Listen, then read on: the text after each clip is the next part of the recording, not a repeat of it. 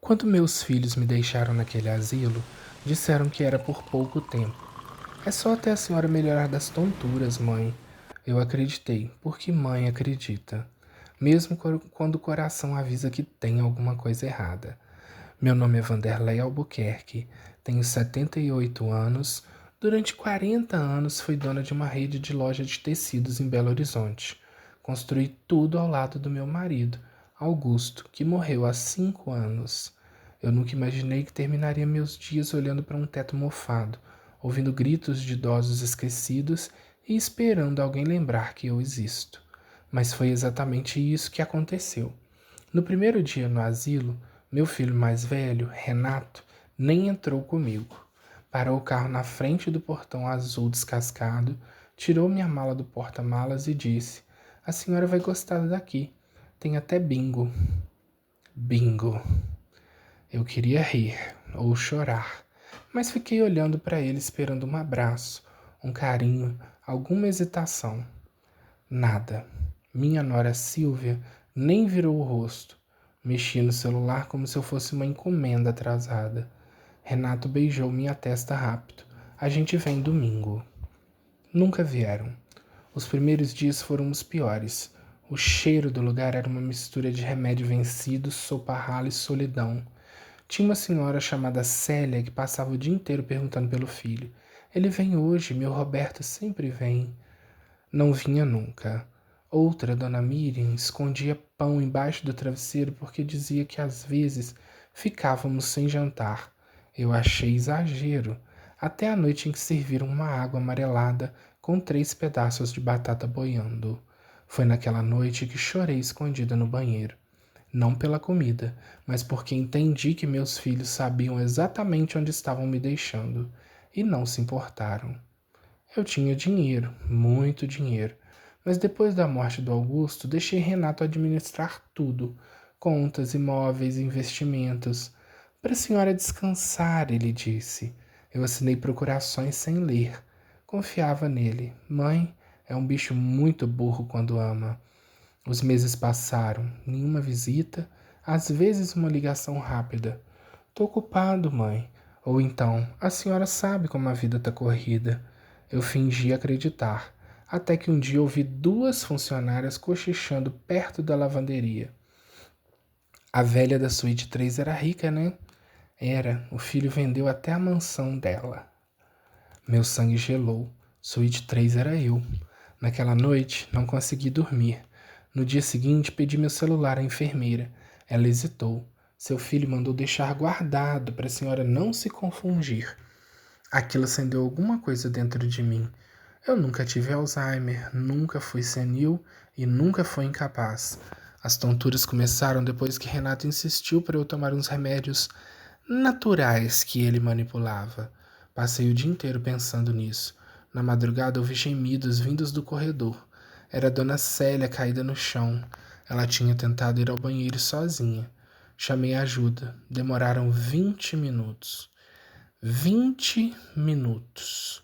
Enquanto isso, segurei a mão daquela mulher, tremendo de dor. Ela olhou para mim e perguntou: "Você também foi esquecida?" Aquela frase me destruiu, porque era verdade. Na semana seguinte, um senhor novo chegou ao asilo. Chamava-se Sebastião, 72 anos, aposentado, quieto e muito elegante. Ele observava tudo: as refeições ruins, os remédios trocados, os gritos, até que um dia sentou do meu lado no jardim e perguntou: "A senhora está aqui contra a sua vontade?" Senti medo, mas respondi: "Estou." Ele assentiu com a cabeça devagar. Eu também. Descobri que Sebastião era ex-promotor e o filho dele tentava interditá-lo para tomar posse dos imóveis. Nós começamos a conversar todos os dias. Foi ele quem percebeu primeiro. "Dona Vanderleia, a senhora já viu algum extrato bancário seu nos últimos meses?" "Não." "Já assinou algum documento aqui?" Lembrei de papéis que Renato mandava o asilo me entregar. Coisas do plano de saúde. Meu estômago revirou. Sebastião pediu uma caneta e começou a anotar datas, detalhes, nomes. Ele tinha uma memória assustadora e desconfiava que o asilo participava de um esquema. Idosos ricos eram dopados, isolados e manipulados para familiares assumirem patrimônio. Aquilo parecia novela, até eu descobrir que minha assinatura tinha aparecido na venda da minha própria cobertura, uma cobertura que eu nunca vendi. Passei a observar tudo: os remédios que davam sono, as ligações controladas, as visitas monitoradas. Então veio o pior. Numa terça-feira, ouvi a diretora do asilo falando ao telefone. A Vanderleia não dura muito, tá bem debilitada. Ela falava de mim, como se eu já estivesse morta. Naquela noite, Sebastião me mostrou um celular escondido. Peguei de uma funcionária. Meu coração disparou. Liguei para minha antiga advogada, Denise. Quando ela atendeu, comecei a chorar. Eles roubaram minha vida. Denise apareceu no dia seguinte sem avisar, e tudo mudou. Ela chegou exigindo documentos, prontuários, procurações. A diretora ficou branca. Renato apareceu 2 horas depois, furioso. A senhora tá ficando paranoica. Foi a primeira vez que olhei para o meu filho sem enxergar meu menino. Só vi um estranho, um homem ganancioso e covarde. Denise descobriu que Renato havia transferido quase todo o meu patrimônio usando assinaturas obtidas durante períodos em que eu estava sedada. Sedada. Meu próprio filho me dopava. Eu achei que aquilo fosse o fundo do poço, mas não era. 2 dias depois, Dona Célia morreu, sozinha, sem o filho aparecer. Eu participei da oração improvisada que fizeram na sala de televisão. Enquanto rezavam, fiquei pensando quantas mães terminavam assim, descartadas como móveis velhos. Na semana seguinte, a polícia apareceu no asilo. Investigação por maus tratos, fraude e abuso patrimonial. A diretora foi levada algemada. Funcionários começaram a falar. Descobriu-se que vários familiares recebiam orientação do lugar sobre como interditar idosos saudáveis. Renato tentou me procurar. Mandou flores, cartas, áudio chorando. Não respondi. Mas o golpe final ainda estava por vir. Denise descobriu que quem arquitetou tudo não foi meu filho, foi minha nora, Silvia.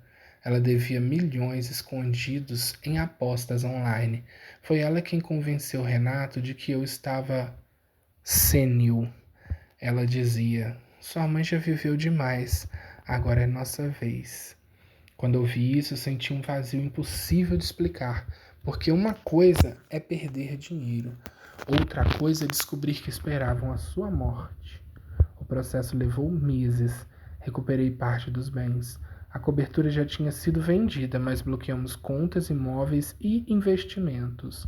Renato acabou respondendo judicialmente junto da esposa. No tribunal, ele chorou quando me viu. Mãe, eu errei. Eu também chorei, porque amor de mãe não morre, mesmo quando é esmagado. Mas existem dores que não permitem retorno. Saí daquele asilo numa manhã chuvosa, com uma mala pequena na mão, e uma sensação estranha de estar voltando dos mortos. Sebastião saiu no mesmo dia. Antes de ir embora, passamos pelos quartos vazios, pelas paredes úmidas, pelas camas esquecidas. E eu prometi uma coisa a mim mesma: ninguém mais seria abandonado ali. 1 ano depois, transformei minha antiga fábrica num centro de acolhimento para idosos sem família. Lugar limpo, humano, com música no café da manhã e jardim de verdade. Na entrada, coloquei uma frase numa placa de bronze. Uma frase simples, mas que eu queria que todo filho lesse antes de abandonar os pais. Envelhecer não deveria ser uma sentença de solidão.